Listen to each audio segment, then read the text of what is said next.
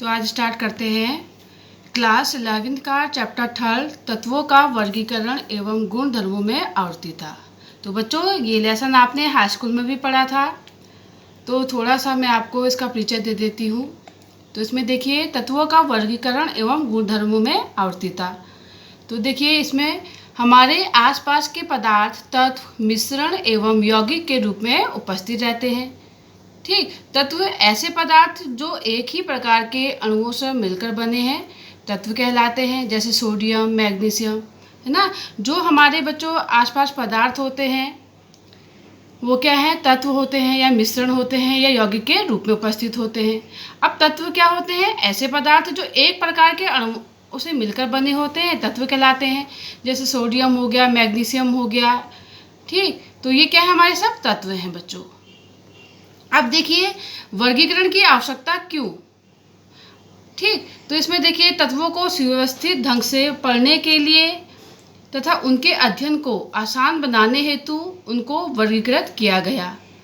ठीक बच्चों, देखिए जैसे हमारे पास अब क्या थे, मेंडलीव ने बहुत सारे तत्वों का खोज कर ली थी। अब उन तत्वों को सही से उनकी का अध्ययन करने के लिए सुचारू रूप से क्या किया गया, उन तत्वों को अच्छे से सुव्यवस्थित ढंग से पढ़ने के लिए, उनकी प्रॉपर्टीज़ को ज्ञात करने के लिए उनको वर्गीकृत करना बहुत ही आवश्यक था।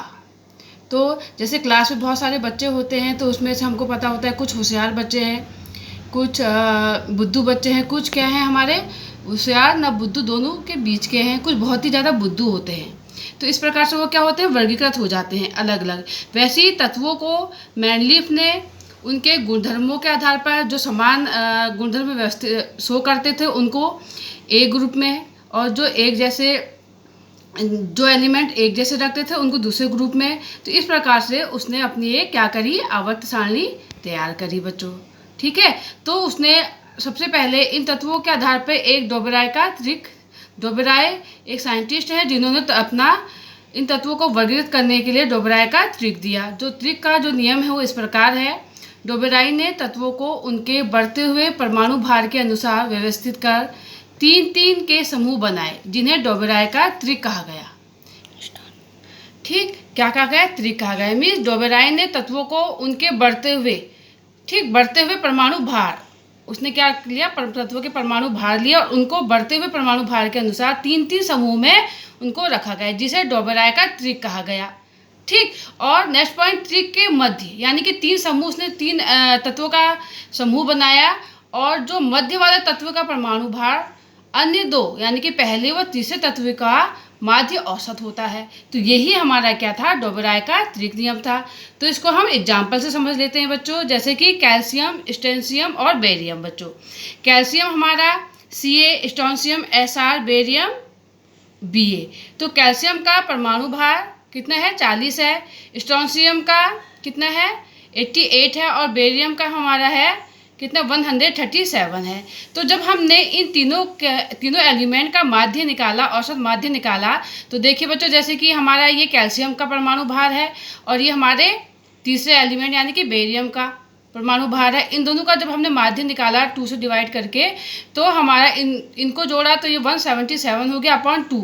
तो इसको हमने डिवाइड काटा तो कितना आ गया, 88.5, जो कि हमारे मध्य वाले एलिमेंट स्ट्रोंशियम के परमाणु भार का क्या था, परमाणु भार के समान था अप्रॉक्स। तो यही हमारा क्या था, डोबेराय का त्रिक नियम था। उसने ऐसे 3 समूह बनाए बच्चों। ठीक, दूसरा जैसे लिथियम, बेरियम, बोरान, इसमें लिथियम का परमाणु भार कितना है, 7 है, बेरियम का कितना है, 9 है, और बी का 11 है।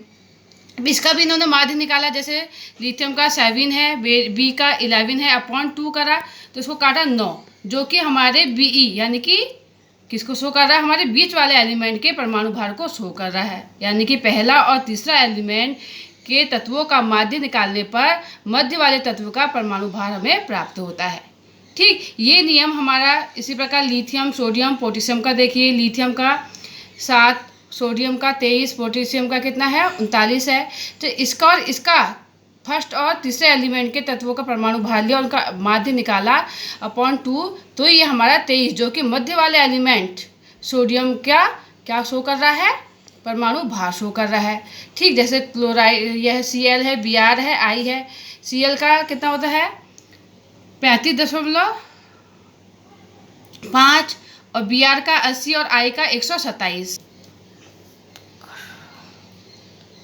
तो देखिए, जब इनका पहले और तीसरे एलिमेंट, यानी कि पहला एलिमेंट कितना है 35.5 प्लस 127 हमारा I का है, जब इन दोनों का माध्य निकाला तो हमारा आता है 81.25, जो कि Br के एलिमेंट, जो Br है उसके परमाणु भार का क्या है अप्रॉक्स है बच्चों।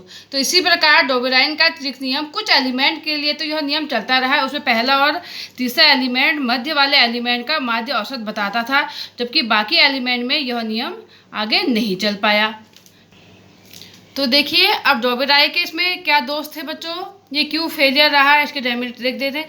ज्ञात सभी तत्वों के लिए त्रिक नियम निश्चित नहीं कर सका, यानी कि जो एलिमेंट मैंडलीफ ने ज्ञात करे थे सभी तत्वों के लिए ये त्रिक नियम जो था नहीं चल पाया था।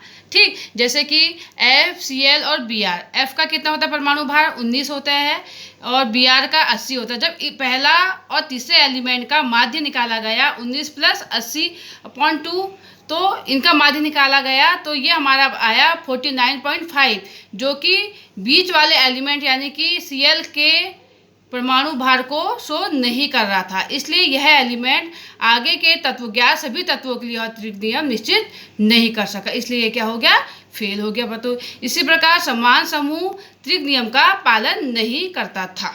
ठीक, ये किसका नियम था, डोबेराय का त्रिक नियम था। अब दूसरे साइंटिस्ट आए, उन्होंने अपना मत दिया, इस नियम, उन्होंने अपना नियम दिया।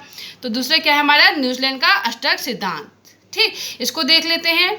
न्यूजीलैंड नामक वैज्ञानिक ने तत्वों को संगीत के सुरों की भांति 8-8 समूहों में बढ़ते हुए परमाणु भार के अनुसार व्यवस्थित किया।